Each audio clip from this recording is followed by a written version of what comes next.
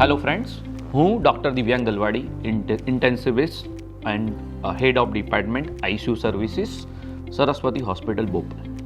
સો તમે જાણો છો કે ગુજરાતમાં એકદમ મોન્સૂને એનો વિકરાળ સ્વરૂપ બતાવી દીધું છે. તો આજનો હોટ ટોપિક જે આપણે જાણીએ છીએ કે મચ્છરજન્ય રોગો કહીએ છીએ, ડેન્ગ્યુ, જેના વિશે હું ક્રિટિકલ કેર મેડિસિન્સ ક્યાં ઇન્વોલ્વ થાય છે એના વિશે આજે વાત કરી રહ્યો છું. So what is severe dengue?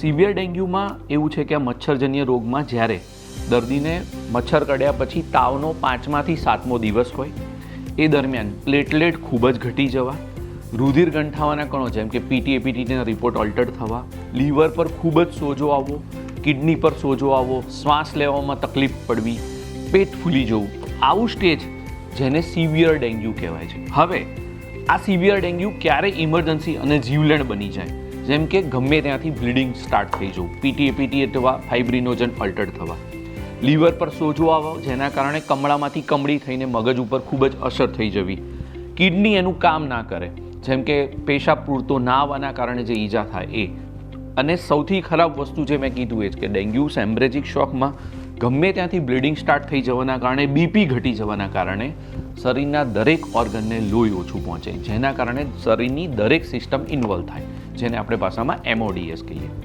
સો હવે એવું કહેવાય કે સર આ ડેન્ગ્યુ સિવિયર ડેન્ગ્યુમાં ટ્રીટમેન્ટ શું કરવી? તો ફરીથી એ જ વસ્તુ છે કે ડેન્ગ્યુ છે વાયરસથી થતો રોગ છે, એટલે દરેક સિસ્ટમ્સને સપોર્ટ આપવો.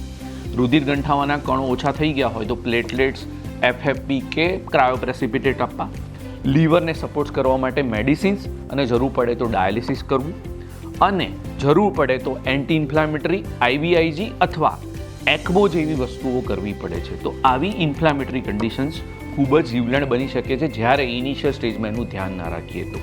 Thank you so much.